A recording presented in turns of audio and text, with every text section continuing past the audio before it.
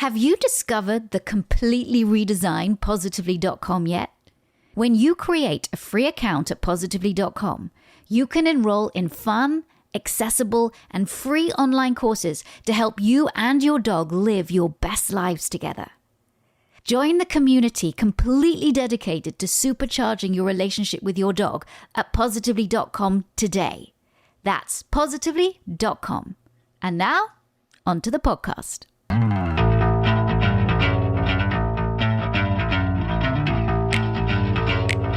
I have a very special guest with me on the podcast today. In fact, I've got quite a few guests with me today on the podcast. And you'll also be able to see this on YouTube as well, because it will be available on video.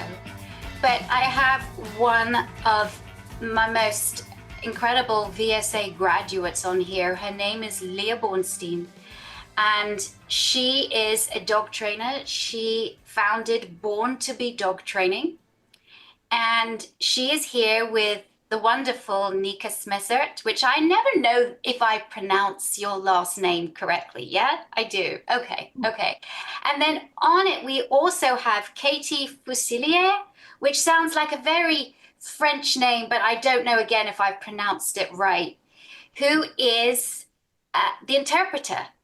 So Leah is from the deaf community, and she is a dog trainer, and she is going to give us insight into what her life is like, and also how she became a dog trainer and the kind of things that she practices as a dog trainer, and helping out especially everybody, but especially the deaf community. So I want to say welcome, Leah. I'm really glad that you are here. I'm really honored and very humbled to be here. Thank you so much for having me. And then also, Neika, we spoke about a month ago, and we did a great podcast together where we talked about, obviously, the book that you guys have done together, the Puppy Progress Planner, which is brought to you by Born to Be Dog Training and the Vet Tech Coach. I absolutely love this. This is the brainchild of you both, and I do want to talk about this a little bit more, but welcome, Neika.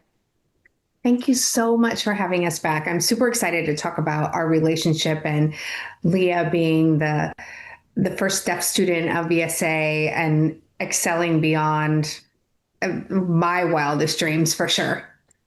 So I want to start off this journey, Leah, by asking you, how did you, or what made you want to become a dog trainer? I've always loved dogs since I was a little kid. I remember my older sister and I, we used to walk to the elementary school together, and we were going down the street. There was this big, I want to say Saint Bernard. Maybe, I mean, I was very young. I was maybe 7, but this dog was huge. And I remember I loved this dog. She just comes running up to you. Never met this dog in my life. Comes running up to me, and I was like, "Puppy!" And my sister's terrified and running across the street. So ever since I was a kid, I've always loved dogs. And then I ended up actually watching your show, It's Me or the Dog. And I fell madly in love. And I was like, this is it. This is what I was meant to do. I'm really honored to be here because you were kind of my inspiration behind pursuing this career path. Thank you. Well, first of all, I'm really honored that you watched the show. I'm sure that you've sort of seen it in there's definitely been a progression throughout when the show first started, to what it's like now in terms of the methods and techniques used. But I'm really honored that, that you were able to watch the show and go, that's what I want to do. And when I first started filming It's Me or the Dog, I did so because I wanted to educate people about dog training and how you could teach effectively without using harsh methods. But I also wanted to influence people before there were influencers. I wanted to influence people so that they would be able to go, I can do that with my dog. Or I want to do that. I want to do this and grow this dog training industry. Because when I was in Manhattan, and that was around 2000, there really weren't a lot of dog trainers. There were some dog training classes, there were some well-known people, but there weren't a lot of jobbing dog trainers that would go into people's homes. And it's a real different deal when you're living in a city like New York and you're doing, like I would do, like 3 to 4 consults a day and going into different apartments, because obviously most people live in apartments there. And it was this, I found that I absolutely loved doing it. And I wanted to share what I did so more people could do what I did. And that's why it makes me feel really, you know, thank you for saying that about watching the show and how it influenced you. It's an amazing thing that you accomplished because before your show, I mean, really, Cesar Millan was the only one that I had access to on TV. He was the main entertainment giant when it came to dog training. So when I watched your show, it was just a mind shift. It was just a mindset shift, you know? Uh, I don't know. It just touched me in a way. And then I was thrilled. Like, you offer VSA? What? I can learn from you? What? Yeah, that was it. I think it's an amazing path that you've carved for dog trainers like myself who don't necessarily adhere to those aversive techniques. And we can follow a more positive way. I think you're a great role model for that. Thank you. Well, interesting. Cesar Millan and I started at the same time. Our shows hit at the same time, almost exactly the same time. My show hit in 2005 in the UK, and his show hit here in the US in 2005 too. It's just that Animal Planet didn't air the British shows until 2007. So as far as I understood, when we started filming, it was, it's only going to be in England. I had no idea that Animal Planet was going to pick up the British shows, air them, and then because they did so well, make an American version. So that's kind of why, because I didn't know who Caesar was. And then I found out who he was, and I was like, oh, great, here's another trainer out there, like giving great information. But then when I watched, I was like, oh man, maybe that's not the information we need to be giving. Anyway, moving on from that. First of all, I'm glad that you were a dog trainer, but I do want to acknowledge Katie here, who is, and I want to talk about the deaf community and what's actually happening here on the screen so that people that are just listening on the podcast can kind of visualize it as well if they don't watch the YouTube channel. What's happening here is that Katie is performing SimCom.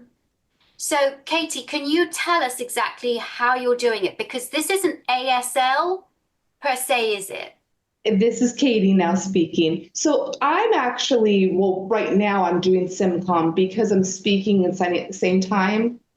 But when I'm interpreting, I am doing ASL, or to the best of my ability, I'm doing ASL. And where did you learn to do this? I learned it in high school. I took it as my foreign language, and then I went to college, and then I became an interpreter with my BA. And then I got certified with the National, Committee of Interpreters. I got certified, and now I just work as an interpreter. And luckily, I get to interpret jobs like this sometimes. Fantastic. So when you are signing to Leah, you're using ASL. And SimCom, though, is just when I'm speaking, and that's when you're using SimCom? Sort of. So SimCom, that's just so that everyone can have access at the same time with English and sign. Because if I'm just signing with my voice off, then the hearing people don't know what's going on. And then if I just use my voice and not sign, then the deaf people don't know what's going on. Got it. But SimCom, if Leah would like to elaborate more, it's not a full English and it's not fully ASL. Okay, yeah, Leah, Can you tell us from your point of view? Yes, so SIMCOM stands for simultaneous communication. And I'm actually a certified ASL teacher. I've been a K through 12 teacher for 12 years, if you can believe it, before I shifted to dog training. And ASL is its own unique, beautiful language. So SIMCOM is when you're speaking and signing at the same time, but it's not ASL. It's signed English. So ASL is its own language, has its own grammar, has its own rules for how to use it. There's a whole culture surrounding it within the deaf community. It's its own beautiful thing. And then SimCom is basically just for really basic access. We usually don't recommend SimComming when you're communicating unless you're doing it specifically for access purposes. Like what I'm doing right now is I'm speaking and signing at the same time, and what Katie is doing when she does that as well. When she's interpreting for me, she's taking English and she's translating it into another language of ASL, if that makes sense. Yes, it does make sense. Okay, okay. Thank you so much for that. I just wanted to be clear because there's a lot of us that are just learning for the first time what this is. So I just want to make sure that the listeners and the viewers understand what they're seeing, because I find it absolutely fascinating. I feel like we should all be exposed to this. I feel like we should all be taught it. We are just not. We see SimCom happening a lot when the government or something, or there is a important maybe press conferences or something. But us in the hearing community, we are not exposed to this a lot. So I think it's really important that we become educated. So Neika, tell me from your point of view, how did you get into this? And then how did you and Leah meet? So I'm hard of hearing, and I have been since I think 12, maybe. It was a school test. I pretty well instantly knew I failed because I could maybe hear the beep, and I'm like, beep, beep, I don't know, beep. So at that time, the audiologist or ENT doctor, I can't remember, said that I'd be deaf by the time I was 18. But no exposure to ASL, no exposure to the deaf community. It was, hearing aids. So fast forward throughout my life, I had tried to learn just the alphabet, the ABCs, and tried, well, COVID happened. And I said, what better time? So I started learning through what I now call club learning. So I was paying, and they were deaf instructors, deaf teachers, but no tests to see how much I was understanding or what my signing skills really were. So when you guys had reached out that there was a deaf applicant, does anyone know ASL? I'm like, oh, I know ASL. So I was just brave and tried, and we met, and Leah was always very kind and really helped me learn even more about interpreters. Sometimes at first I would talk to the interpreters because I wanted to try to just be nice. And they're human beings in this virtual room with us, right? So I did learn along the way things. And honestly, it took a lot. I think Leah learned to trust me, that I was really, really trying hard, even if I wasn't really that good. I was really trying hard. And then I asked her, like, I want to learn more. I want to learn like real. And so then she helped me find Gallaudet. And I took classes at Gallaudet for 2 years, maybe? I don't know, a year, maybe? I don't know if I got through all that in a year or two. I can't remember. So you guys met because, okay, Leah, you came to VSA and it wasn't, I mean, we'd been going for quite a while at that point, but you started to talk to us about more accessibility. Can you take me through that? Yes, absolutely. So I believe I came in as a student in 2021, I believe, and then I graduated in 2022. And initially, I reached out because I really wanted to learn from VSA. There are a lot of different great programs out there. But like I mentioned, you were my idol, and my motivation to become a dog trainer was a lot because I was watching you and everything that you did. So I really wanted to learn from VSA. So I ended up reaching out and I was asking about what accessibility options were available. And I know we struggled a little bit in the beginning, but I mean, your team worked with me really, really well. We were able to work out an amazing thing. And then Neika kind of came into the picture. And I mean, obviously, it's been how many years? And connecting with Neika was one of the most amazing relationships that I was able to build through VSA. Became not only a colleague, but also a really good friend. And we built amazing things together since my time at VSA. So in the beginning, when I was reaching out, I have to admit, I don't normally use my voice. It's a very personal choice for a deaf person to use their voice because there's, as you mentioned, there's not a lot of exposure to deaf people and language. So I'm always a little bit hesitant to use my voice with new people. And throughout my time in the program, I prefer ASL as my language. So when Neika and I were working together, sometimes I would voice if I remember correctly, but for the most part, we had ASL interpreters.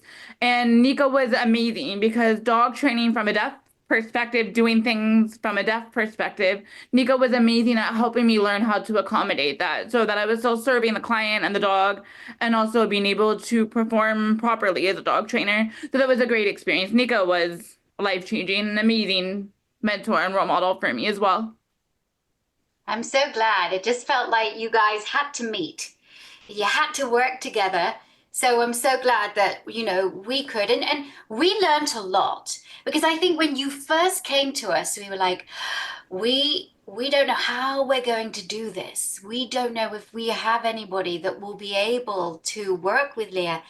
And then it just all kind of fell into place. And then it became that this is like, why?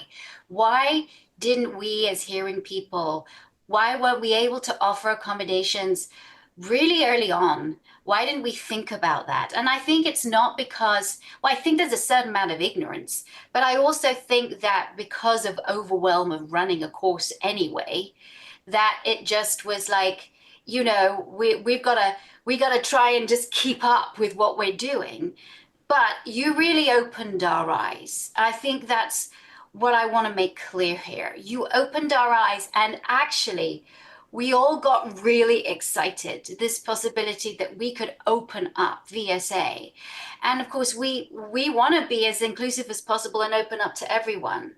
But there was this, I know that there are some questions that I want to ask you in terms of we had talked about this, the overall, this discussion of ability, right? And if you judge a fish by its ability to climb a tree, it'll spend its whole life believing it's stupid, you wrote. We'll focus, so talk about that the fact that, you have just as much ability as anybody else. It's just you do it in a bit of a different way. Can you tell me about that? Because this is an ability, isn't it? It should not be seen as a disability. Yeah, so I actually really love that quote. I cannot take credit for writing that or coming up with that. I don't remember exactly who, but I remember seeing that quote a long time ago, and it just stuck. I love the idea of it. Everybody comes to us, even whether you're hearing, you're deaf, you're blind, whether, you have one leg, you have three legs, whatever, you come to us as authentically yourself.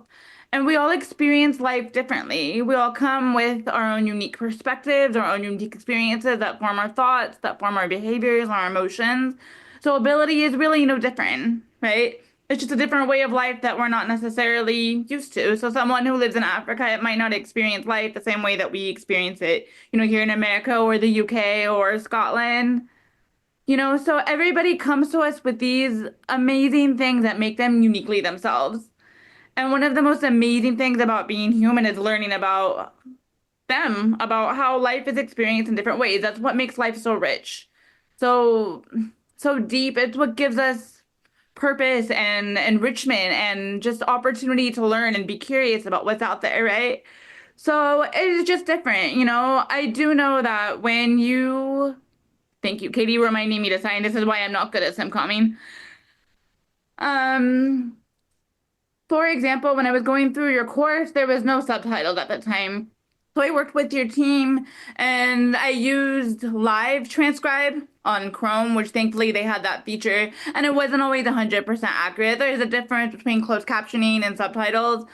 But your team was very willing to help. Neika was there, so if I needed clarification on something, I would email or reach out to her. You had an amazing team member. If the transcript was missing, I would reach out to her and she would send me a transcript very quickly, very quickly.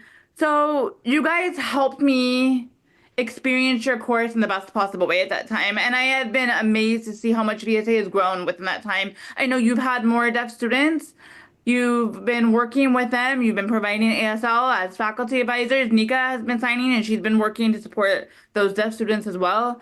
I'm seeing on your social media that you're adding captioning a lot more. I was really, really sad before there was no captioning, so I couldn't follow along. Now I watch all of your stuff. I get a notification that comes up, I'm like, yes! Neika too started adding captioning to all of her videos. So that's one of the things about dog training for the deaf world. There's not a lot of accessibility out there, not even just related with becoming a dog trainer, but just access in general to the quality stuff, because there's no captioning, there's no ASL interpretation. Some deaf people don't fluently speak English and they need ASL.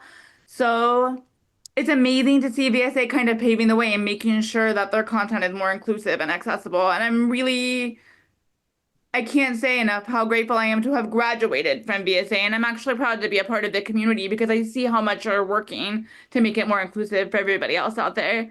So yes, back to that quote, you know, if you judge a fish by its ability to climb a tree, of course it can. Fishes don't climb trees, right? Fishes swim. Monkeys climb trees. So we have to meet people where they're at and we can accommodate them without it being necessarily overcomplicated. It's about being humble and curious, you know, learning about the best way to support them if they need it. And every deaf person is different. Right. So some deaf people, they speak very well. Some deaf people prefer sign only. Some prefer to use speech to text on their phone. Some prefer to have an ASL interpreter. There is no one way to accommodate one person, right? So it's about being curious and meeting them where they're at. And the same goes for our dogs too, right? What we do for dog training, we got to do for people as well. So what do you think your ability does for the way that you communicate and work with dogs? I think I just do it differently than some people do. So I wouldn't say it makes me a better or worse dog trainer. You know, I'm visual. I pay very close attention to the dogs and the body language. And then I also loop in my clients because part of dog training is also human training, right? Teaching the human how to read and understand the dog and their needs. So often I loop them in and I say, hey, so you tell me what you hear, tell me what you see. And then we talk about that and it becomes a great conversation. So I might just do it differently than other people do, but it does not impact my ability to be and serve my clients. I also interact with them maybe a little bit differently than a hearing trainer would. I don't have an interpreter following me around. You know, who can afford that? But I do use speech to text on my phone. And I do use my voice with some clients. So, you know, it's just about accommodation. And if they have concerns, I bring them up. But I just do it a little bit differently. It's not better or worse, you know?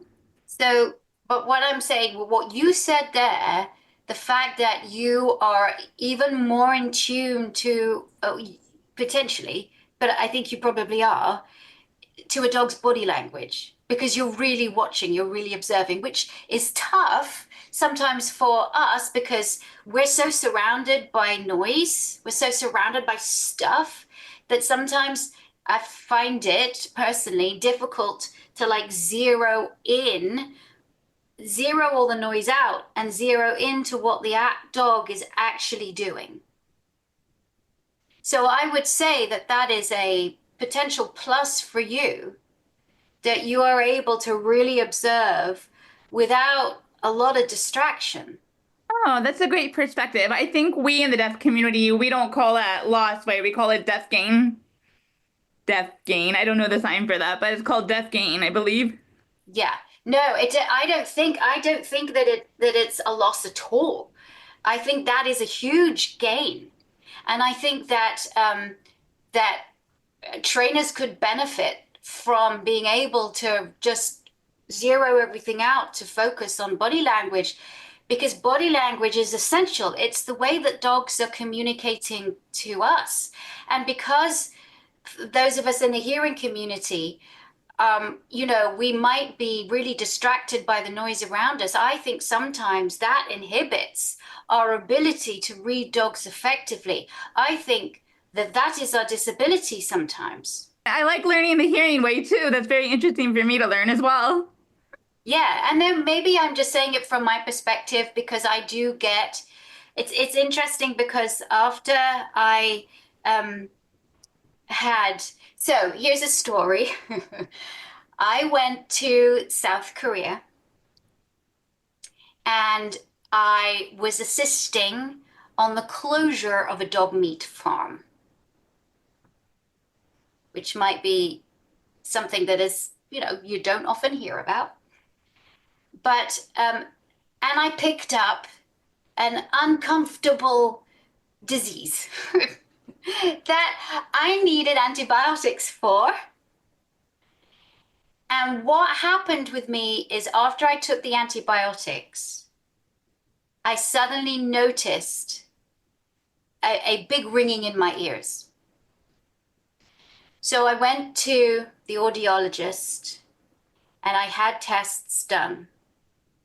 We don't know why it caused the ringing in the ears, but it also made me really sensitive to sounds, ambient sound, and really sensitive to certain colors, including the color bright blue. So if, for example, you're looking at the television and you wanted to go on the app Max, when Max first opens, they've changed the color now because I think people like me were having a really difficult time looking at it. But it would come up with the Max symbol and this massive just thing of blue, like electric blue. And immediately it would cause my eyes to hurt and the front of my head to almost feel like I had an instant throbbing headache. So whenever Max came on, I'd have to close my eyes. So the reason why I'm saying this, now they've changed the color to gray, which is amazing. And I'm so thankful of that because I love the West Wing on Max, right? So that's my thing. But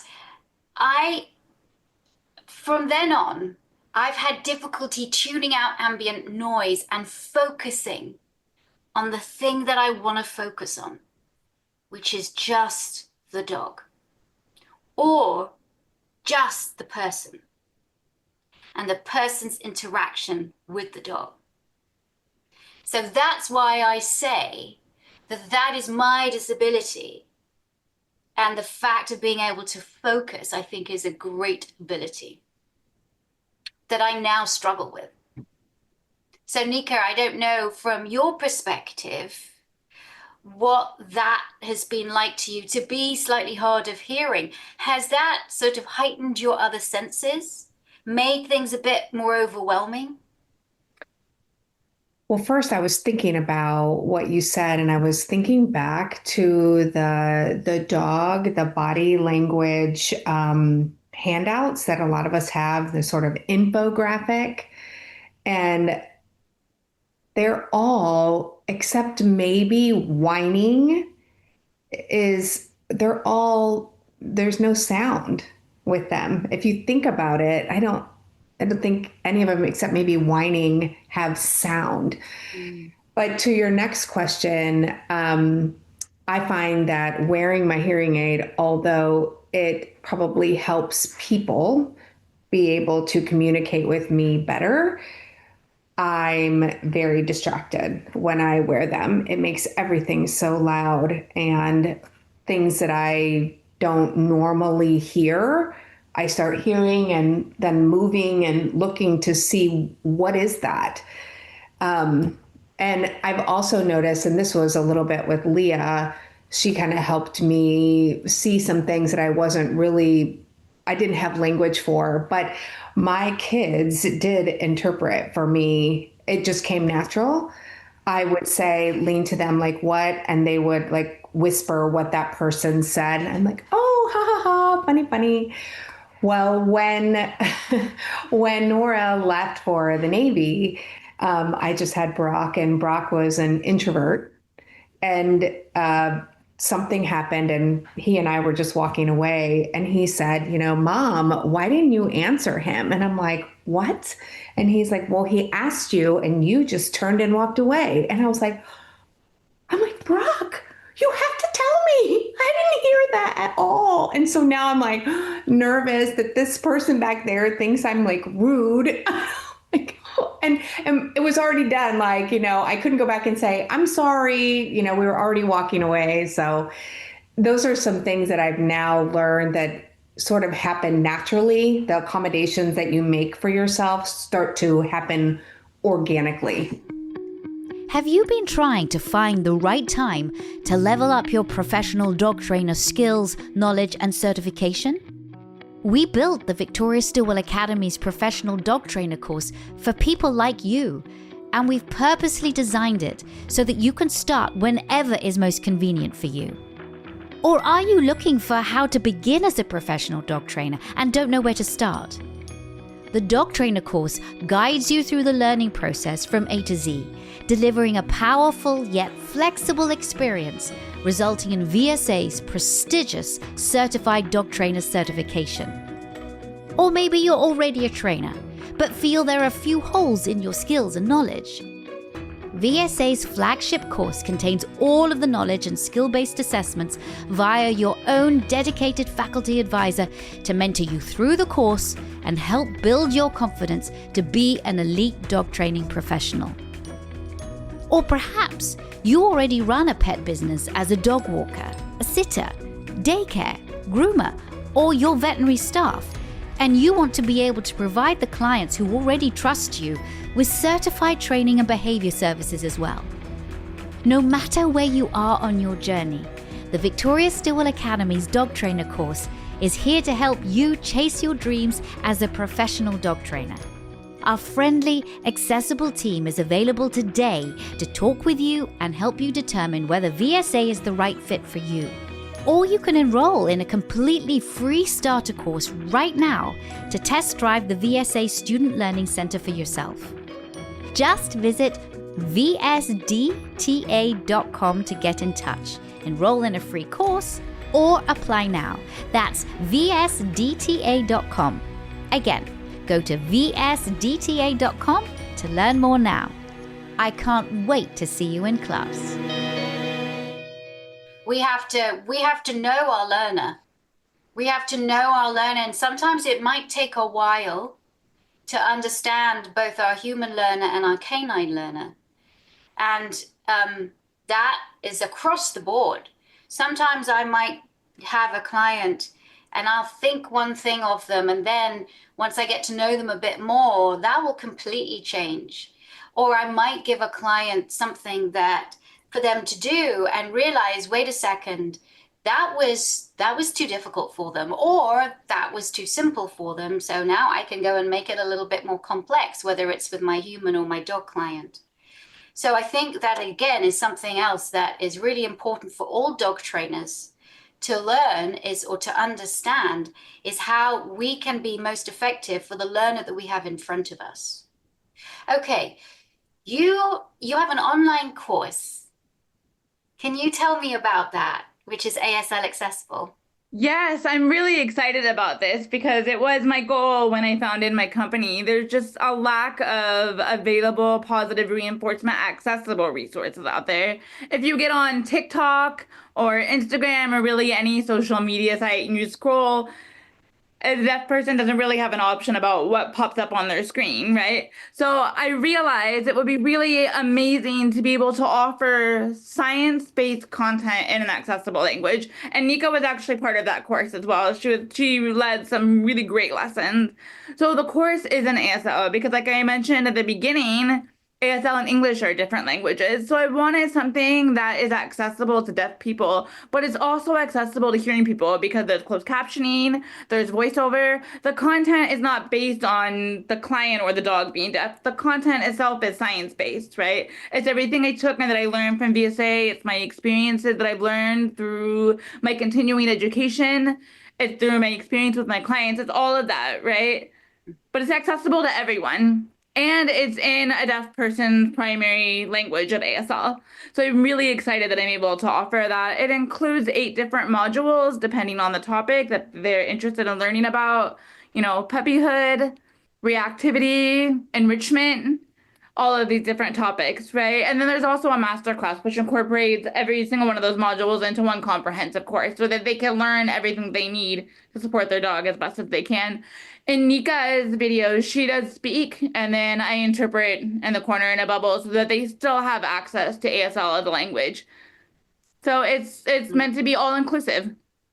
That's amazing. And then, of course, this is the Puppy Progress Planner, which I love. So, Neika, I know we spoke about this before, but for those people that haven't listened to the podcast we did, can you tell people, because this is so great. I love it. I love it. And for people who may be slightly disorganized, which is what I am, it's brilliant to actually help you really think and really be organized. Yeah. And gives you goals and such great information. It's such a fabulous resource. Okay. Yeah, so I sort of made that back during COVID when I was getting a puppy from Rover Chase, and I wanted her to grow up and learn a little differently than I had done things in the past, maybe. So I started going to all the experts, looking for what their recommendations were for, the 100 people in 100 days, enrichment and all the things, right? And, when we get a new puppy in the very beginning, we're all like, yay, we're doing all the things. And then it goes downhill pretty quickly. Plus, the family isn't always involved as much as we hope.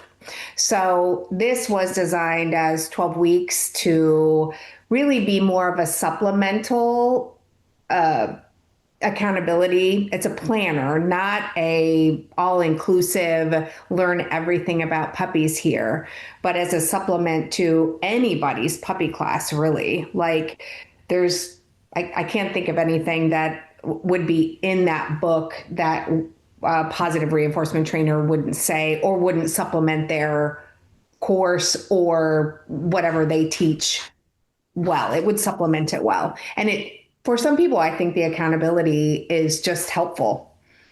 Just to say, okay, the box is checked. We're good. Okay, good. This week we hit all our goals. And back to what Leah said, there's enrichment in there. There's what we call life skills, obedience, of course. Everybody wants the obedience stuff. Leah, what else am I missing? I'm missing something. Foundational skills, Oh, yeah. the life skills. I don't really refer to it as obedience. I don't really like the term. I know it's very commonly spread. So we decided to reframe it as foundational skills. So there's foundational skills for dogs because it's all about the skills that they need to learn to be able to coexist in our human world, right? There's life skills, enrichment, and then, oh my gosh, Neika, what was the 4th category? I'm going to look. Looking in here. It's okay. I did a podcast yesterday and both of us had no idea. We had worked with people. We had no idea what their names were. So It's socialization, of course. of course, very important. We'll just forget that one, shall we? The whole kind of reason why I developed. Oh, goodness. But people, places, objects, substrates, textures, we really kind of try to incorporate all those things, and maybe some things that other trainers hadn't really gotten a chance to say to their puppy, class participants. And if they're going through this book, like, oh yeah, that's a good idea. So Fantastic. Okay. So, Leah, what does positive training or positive reinforcement training mean to you? And what are the kind of cases that you like? Okay, so for me, positive reinforcement is actually a value system. Gosh, that's such a deep question. I'm trying to figure out how to express it in a shorter way. We got time. We've got time. No, I'm sorry. I just kind of like pounced, but I think it's important. That's a great question. For me, the foundation, it means so many things to me. But the foundation for me is recognizing that the animal in front of us is a sentient being. 100%. That's as simple as I can put it, right? If you wouldn't use fear or punishment to coerce a child to obey you, why would you do that to a dog? And again, there's so many different techniques and styles out there, to each their own. But for me, it's a value system. So it's about having a relationship centered bond with this dog that's in front of you, with this animal that's in front of you, whether it's a dog, a horse, a cat, right? It's positive reinforcement, even a person. Even a person. It's about having a relationship centered bond built on trust, not based on fear or punishment or obedience. If you think of yourself, I just try and put myself in the animal's position, right? If I think of myself, am I going to respond better when I feel safe, when I have a choice to participate, or when I feel fearful and I feel like I have no agency in the situation, right? So for me, it's definitely a value system. I also One thing that's so hard for me is animals, what options do they really have, right? Our lives as humans is very enriching. We go out with friends, we travel the world, we have different food, we eat different meals, we have different friends in our lives, we go out and we see shows and movies. And our dogs' lives are really dependent on us to be able to provide the things that they need. So it's our responsibility to them to treat them like the beings that they really are, not have them fit into whatever aspects we have in our life that fill our lives, right? It's supposed to be a balance. So it's not even just about the training techniques that we use, which is part of it, but it's just about seeing the animal that's in front of you and treating them with respect. That's my perception on positive reinforcement. I love that. Thank you. And what kind of are your favorite cases? What sort of dogs do you, or what kind of dogs do you really like working with? Oh, I have absolutely no preference. I love them all. I love them all. I'm fear-free certified, so I also love all of the cases where you bring the dog and you do happy visits at the vet. I finished I apologize if I'm not pronouncing his name right. Michael Shikashio. Yeah. Did I say that right? Whew. I did take and I completed his course on aggression for dogs. So I've taken on variety of cases, and I love them all. I don't really have a favorite. I've taken on puppy cases where I have a 10-week-old that I'm helping them build the confidence in that dog. I've taken on fearful cases where the dog is so fearful that they can't even go outside on a walk. I love them all. It's the experience of helping a family and a dog create a bond where they can both function and live in peace. That's the best thing. It's what dog training is about, right? I mean, for me. So I love all the cases. I don't really have a favorite. And Neika. I just want to add that Leah also has a horse and she has, I think, 3 cats.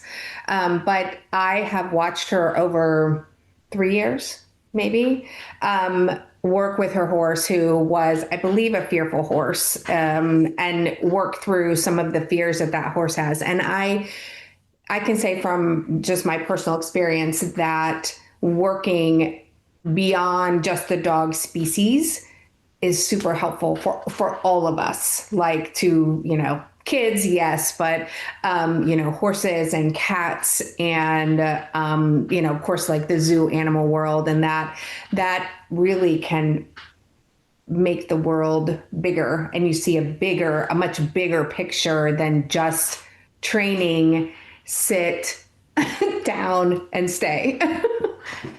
Yeah, right. Yeah, I agree with you, and I love that. I love what you say, Leah, because I do feel like this our industry, even though it has many faults, our job working with these animals, I wouldn't want to do anything else, and I feel very blessed to be doing it, and I feel very honored. I go into when I meet dogs or when I'm working with different cases, I'm very honored when the dog starts to trust me.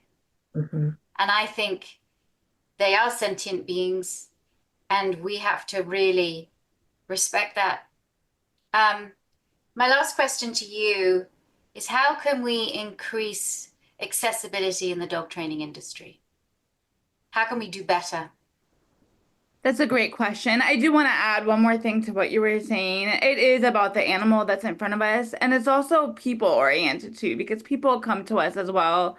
By the time my clients come to us for help, they're already emotional, they're frustrated. Often the relationship with the dog is fractured Yeah. at this point. So we have to look at the person in front of us too and respect the experience that they're bringing and their emotional state as well. So it's really all inclusive of all of that, right? It's a really big picture of working with the human and the dog. And families too. Sometimes a dog comes between, partners, or the kid hates the dog and the parents love the dog. And there's just a lot of dynamics that factor into it to make sure that everyone feels like they're getting the most out of the training and that everyone is really experiencing life in a way that adds to their life rather than detracts from it, right? About accessibility, that's a great question. I wish I had an answer for everybody, right? There's so many different abilities that are out there.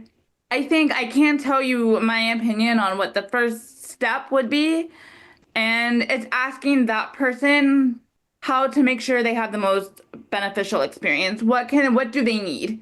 And being able to accommodate their needs because not everyone needs the same things. So that's the first step. There are general features of accessibility that should be included so that people don't have to ask because they're readily available. And then it's not even about accessibility because everybody has access, period, right? I'm not sure if you guys heard of Martha's Vineyard. Have you heard of that?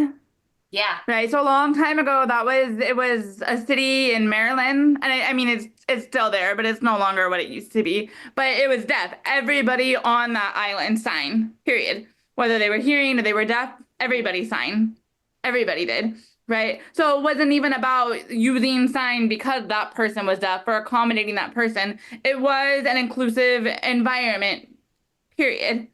So my two suggestions would be one, what can you do to make sure that it doesn't need to be a request? Got it. Right. And then my second one is asking that person, how can I better support you? What do you need? And then accommodating them from there, whether it's related to disability or not. Sometimes it's emotional support, right?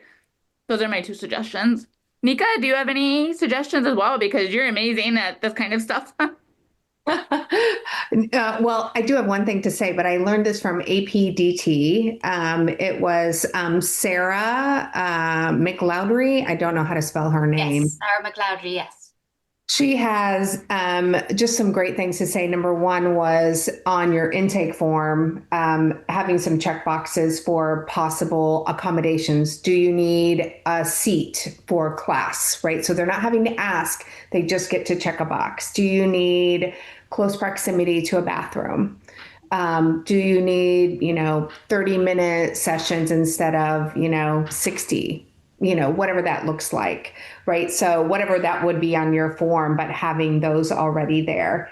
And I had a client recently who I email a packet each week for puppy class. When she would blow it up because she did have some vision impairment, she was a little bit older, but it was blurry. Yeah. And she asked me once, and I thought I had fixed it. And so I asked her, hey, how did that look last week? Did I fix that? And she said, no, it's okay. It's okay. It's fine. It's fine. And I'm like, no, no, no, no. It's really important to me that you don't have to ask, and the next person that's coming doesn't have to ask to be able to read something properly. When it was blown up, it just got super distorted. So she helped me fix it, right? So I would send it to her. What's this one look like? Because of course on my end, I'm not seeing how she sees it through her phone or whatever. So she did help me being open to getting it wrong. And it's not, I didn't look at it as a personal failing on my part. But I in the last, I would say 3 years since I really met Leah and learned how she moves through the world, I've learned like, oh, I don't really care if I fall down. I don't care. I will apologize and fix it for the next time. So Yeah, Leah. I think what Neika said is beautiful. It's really hard when you're constantly asking for access in so many areas of your life as somebody who's deaf or blind or anything. It's exhausting. It's really exhausting. And then you've built up a lifetime of asking and asking and asking and getting rejected. Or being told that your request is just going to cause me hardship, right?